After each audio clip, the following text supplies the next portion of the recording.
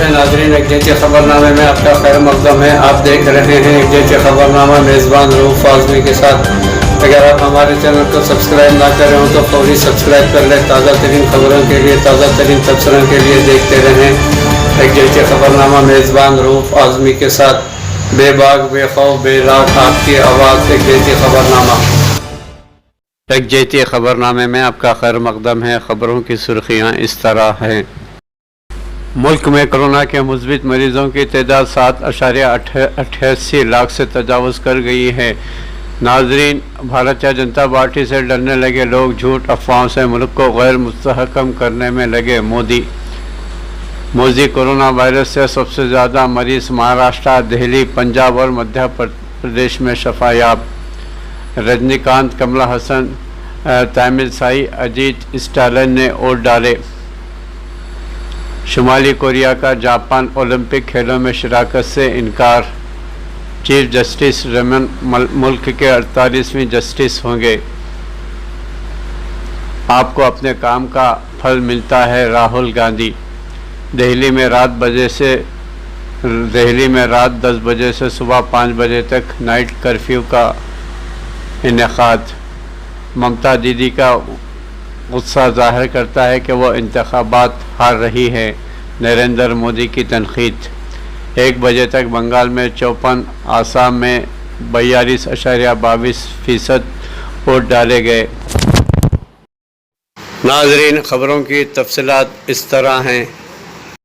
1 बजे तक बंगाल में 54, आसाम में 42.62% हक़ राय दही का इस्तेमाल किया गया। 5 रियासतों में मंगल के रोज़ होने वाले इंतखाबात में दोपहर 1 बजे तक मगरबी बंगाल में 54%, आसाम में 42.62%, केरला में 48.71%, तमिलनाडु में 39.61% और पुदुचेरी में 36.37% राय दहिंदगान ने अपने हक़ राय दही का इस्तेमाल किया। इलेक्शन कमीशन से मौसूल रिपोर्ट के मुताबिक मगरबी बंगाल में आज होने वाले तीसरे मरहले की वोटिंग में दोपहर 1 बजे तक 54% राय दहिंदगान ने अपने हक़ राय दही का इस्तेमाल किया।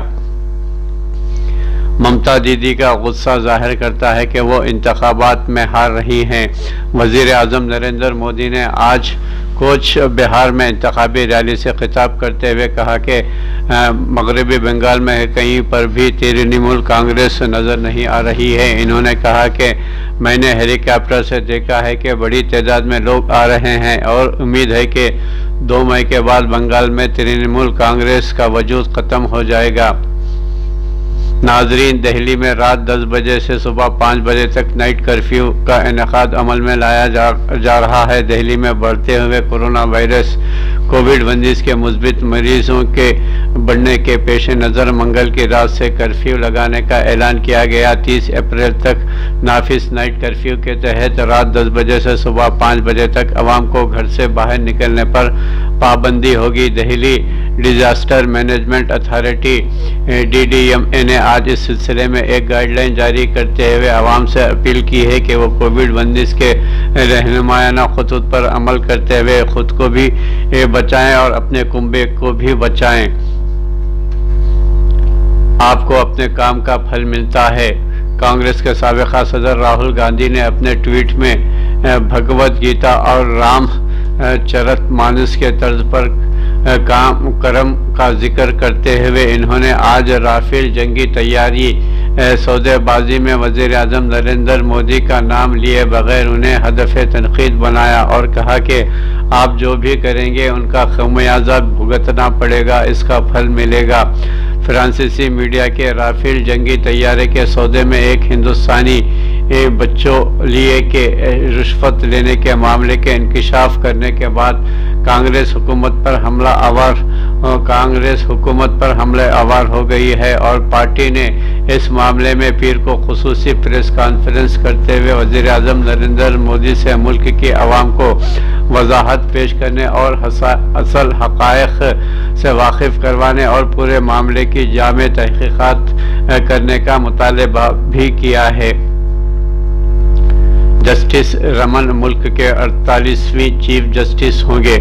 सदर रामनाथ कोविंद ने सुप्रीम कोर्ट के दूसरे सीनियर तरीन जज एन.वी. रमन को मुल्क का नया चीफ जस्टिस CJI मुकर्रर किया है। वजारत कानून व इंसाफ की जानिब से आज जारी एक प्रेस रिलीज के मुताबिक मिस्टर कोविंद ने आइन के आर्टिकल 124 की शर्ह 2 में हासिल कुर्दा इख्तियार का इस्तेमाल करते हुए जस्टिस रमन को नया चीफ जस्टिस मुकर्रर किया है, जिनकी मुद्दत मौजूदा चीफ जस्टिस सरदार वंद बोबड़े की रिटायरमेंट की तारीख से शुरू होगी। शुमाली कोरिया जापान ओलंपिक खेलों में शिरकत से इनकार कर दिया है। शुमाली कोरिया ने रवां बरस जापान में होने वाले ओलंपिक खेलों में शिरकत से इनकार कर दिया है। शुमाली कोरिया के मीडिया के मुताबिक कोविड-19 के फैलाव और अपने एथलीट की हिफाजत के पेश नज़र शुमाली कोरिया ने रवां बरस होने वाले टोक्यो ओलंपिक में शिरकत से माजरत कर ली है। शुमाली कोरिया की वजारत खेल ने यह फैसला कोविड-19 के ख़तरनाक फैलाव की मौजूदा सूरत हाल की वजह से किया है। रजनीकांत, कमला हसन, तामिल साई, अजीत स्टालिन ने वोट डाले। अदाकार रजनीकांत, अदाकार अजीत, सियासतदान और मुकुल नधी MMM के पार्टी, कमला हसन अपोजिशन के DMK सदर MK स्टालिन और तेलंगाना और पुडुचेरी के लेफ्टिनेंट गवर्नर तिमिलसाई सौंदरराजन समेत दिगर कायदीन ने अपने हक़ राय दही का इस्तेमाल किया। अदाकार अजीत ने अपनी अहलिया शालिनी के हमरा पोलिंग स्टेशन पहुंचे और अपने हक़ राय दही का इस्तेमाल किया। नाजरीन, मोदी कोरोना वायरस से ज़्यादा मरीज महाराष्ट्र, दिल्ली, पंजाब और मध्य प्रदेश में शफायाब हुए हैं। मुल्क में गुज़िश्ता 24 घंटों के दौरान जानलेवा कोरोना वायरस से सबसे ज़्यादा मरीज रियासतें महाराष्ट्र, दिल्ली, पंजाब और मध्य प्रदेश में शफायाब हुए हैं। नाज़रीन, भारतीय जनता पार्टी से डरने लगे हैं लोग, झूठ अफवाहों से मुल्क को गैर मुस्तहकम करने में लगे।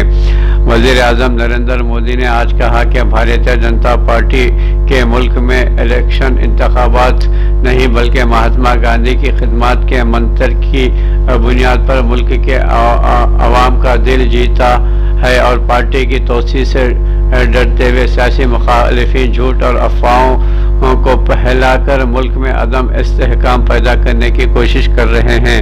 मिस्टर नरेंद्र मोदी ने यहाँ भारतीय जनता पार्टी के 41वीं यौम तासीस के मौके पर वीडियो कॉन्फ्रेंसिंग के जरिए कारकुनान से खिताब करते हुए ये बात कही है। पार्टी के दीन दयाल उपाध्याय रोड पर वाक़े सेनेटर दफ्तर में भारतीय जनता पार्टी सदर जगत प्रकाश नड्डा ने पार्टी के परचम लहराया और पंडित दीन दयाल उपाध्याय के और डॉक्टर श्यामा प्रसाद मुखर्जी के मुजस्समों पर गुलाहे अक़ीदत पेश करने के बाद पार्टी के दीगर अहम रहनुमाओं के साथ वज़ीर आज़म का पैगाम पढ़कर सुनाया। वज़ीर आज़म ने कहा कि भारतीय जनता पार्टी के गौरवशाली यात्रा के आज 41 साल पूरे हो रहे हैं। ये 41 साल इस बात के गवाह हैं कि खिदमत और कुर्बानी के साथ कोई पार्टी कैसे काम करती है। इन्होंने कहा कि डॉक्टर श्यामा प्रसाद मुखर्जी जी, पंडित दीन दयाल उपाध्याय ने जी, अटल बिहारी वाजपेयी जी, केशवभाऊ ठाकरे जी, राज माता विजयरा जी, जय संध्या जी, ऐसे बेशतर अजीम शख्सियात को भारतीय जनता पार्टी के हर कारकुन की तरफ से मैं खिराज अक़ीदत पेश करता हूँ, गुलाहे अक़ीदत पेश करता हूँ। इन्होंने पार्टी को आगे बढ़ाने और पार्टी को अपनी ज़िंदगी मुख्तस करने वाले मिस्टर लाल कृष्ण आडवाणी और डॉक्टर मुरली मनोहर जोशी समेत सभी सीनियर कायदीन को सलाम किया। इन्होंने कहा कि डॉक्टर श्यामा प्रसाद मुखर्जी की कुर्बानी की ताकत है कि हम आइन के आर्टिकल 370 को हटाकर कश्मीर को आइनी हक दे पाए हैं। इन्होंने कहा कि भारतीय जनता पार्टी के लिए हमेशा ये मंत्र रहा है कि शख्स से बड़ी पार्टी, पार्टी से बड़ा मुल्क। ये रिवायत डॉक्टर श्यामा प्रसाद मुखर्जी से लेकर आज तक जारी और सारी है। हम सभी ने देखा कि कैसे मिस्टर वाजपेयी ने एक ओर से हुकूमत गिरना कबूल किया था, लेकिन पार्टी के उसूलों से समझौता नहीं किया था। दुनिया में अब तक 13.17 करोड़ से ज़्यादा अफराद कोरोना वबा के कहर से मुतासर हुए हैं। दुनिया में कोरोना वायरस कोविड-19 से मुतासर अफराद की तादाद 13.17 करोड़ से ज़्यादा हो गई है, जबकि तकरीबन 28,59,000 अफराद इस वबा के सबब लक़्मे अजल हो चुके हैं। अमेरिका की जॉन हॉपकिंस यूनिवर्सिटी के centre for science and engineering CSIS की जारी कुर्दा आदाद और शुमार के मुताबिक दुनिया के 192 ममालिक और ख़ित्तों में मुतासरा कोरोना की तादाद 13,17,07,267 तक पहुँच गई है, जबकि अब तक वायरस इन्फेक्शन की वजह से अमवात की तादाद 28,59,868 हो गई है। आलमी ताकत के तौर पर समझे जाने वाले अमेरिका में कोरोना वायरस की तबाही बढ़ रही है और मुतासरा अफराद की तादाद 3 करोड़ से तजावुज़ कर गई है। बांग्लादेश लॉकडाउन से नाला लोगों का मुजाहरे जारी, पुलिस की फायरिंग से 13 अफराद ज़ख्मी। दुनिया भर में कोरोना वायरस की लहर तेज़ी के साथ फिर फैल रही है, जिसके सबब बहुत से ममालिक लॉकडाउन और पाबंदियाँ नाफिज कर रहे हैं। इसी तनाजुर में मुल्क बांग्लादेश में कोरोना पाबंदियों के अमल पर दरामद पर पुलिस के खिलाफ पुरतशद्दुद मुजाहरे हो रहे हैं। बांग्लादेश के ज़िले फरीदपुर में पुलिस के तशद्दुद से एक शख्स के ज़ख्मी होने की इत्तला पर लोगों ने थाने पर हमला कर दिया, जिसके बाद मुश्तइल अफराद ने मकान और 2 गाड़ियों को आग लगा दी। नाइजीरिया जेल पर मुसल्लह अफराद के हमले के बाद 1800 कैदी फरार।